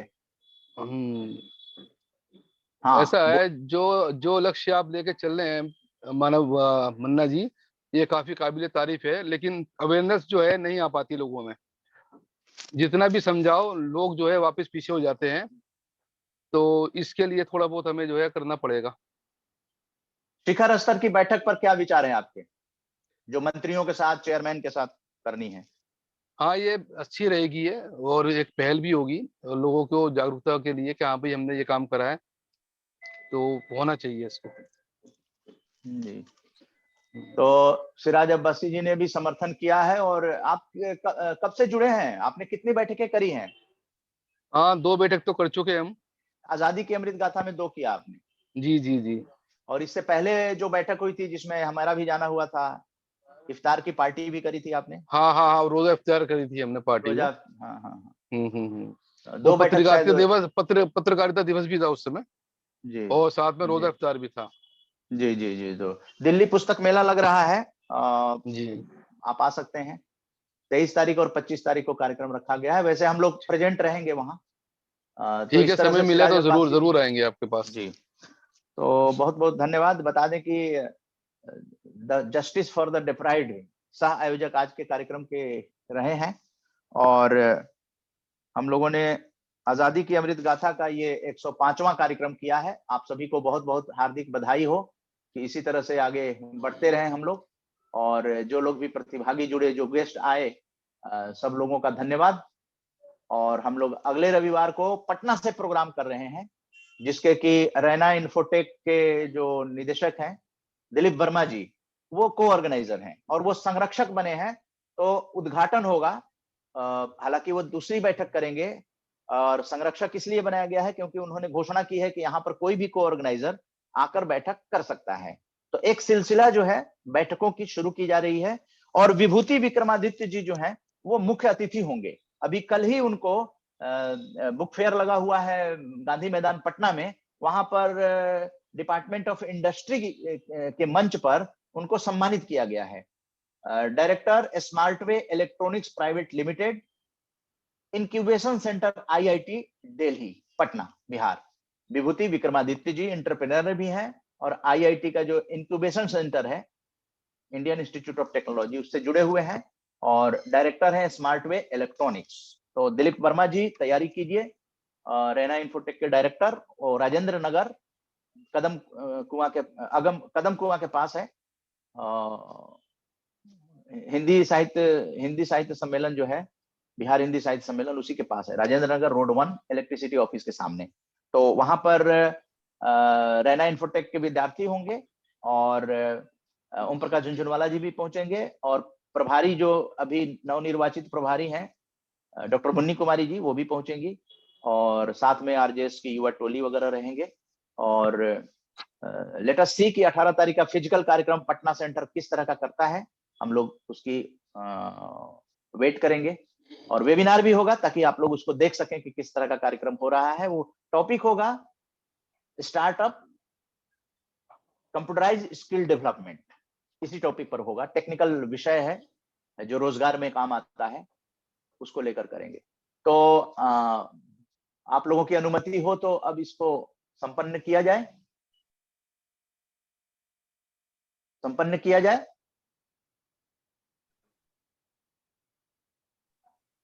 हाँ जी जी जी मन्ना जी, बिल्कुल जी बहुत अच्छा रहा, और जी, आगे भी ऐसे ही चलता रहेगा तो और सही रहेगा।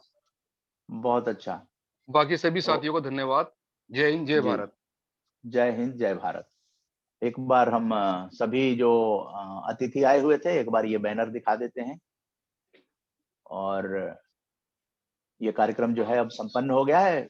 शबनम खान जी आई, जो कि बहुत अच्छी कार्यकर्ता है मानवाधिकार की, बहुत दबंग आवाज है, और टीवी की पैनलिस्ट भी हैं। और अक्षय कुमार मुनि जी आए, वो हरियाणा से जुड़े, जो कि नेशनल प्रेसिडेंट हैं इंडियन ह्यूमन राइट्स फ्रंट के। और सिराज अब्बासी जी जो द एक्टिव मीडिया ग्रुप के एडिटर हैं, आपका भी धन्यवाद। मुख्य अतिथि आज के एडवोकेट मुरारी तिवारी जी, जो बहुत ही अच्छा संबोधन देकर गए, मार्गदर्शन देकर गए और कह कर गए कि हम आपके साथ हैं। शबनम जी ने भी आह्वान किया कि हम आरजेएस फैमिली के साथ हैं, वो जुड़ भी गई हैं आरजेएस फैमिली से। और आज के को ऑर्गेनाइजर को भी धन्यवाद, जस्टिस फॉर द डिप्राइव्ड, उनका भी धन्यवाद। 11 दिसंबर है, वैसे 10 दिसंबर को विश्व मानवाधिकार दिवस मनाया जाता है। आज हम लोगों ने कवि प्रदीप और राष्ट्र कवि मैथिली शरण गुप्त को श्रद्धांजलि दी। आरजेएस पॉजिटिव स्पीकर को भी धन्यवाद। आज गीत भी सुनने को मिला प्रशांत श्रीवास्तव जी से, जो कि स्वरवेणी गुरुकुल गाजियाबाद के कलाकार हैं। जुड़े हैं, शायद प्रोफेसर साहब जुड़े हैं। प्रोफेसर बिजौन कुमार मिश्रा जी का भी धन्यवाद, लगातार मार्गदर्शन करते हैं।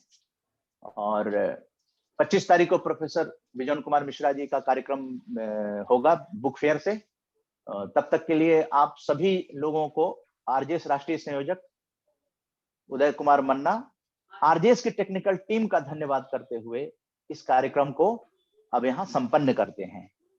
ये कार्यक्रम यूट्यूब पर अपलोड होकर आप लोगों के बीच आ जाएगा, पूरी रिकॉर्डिंग।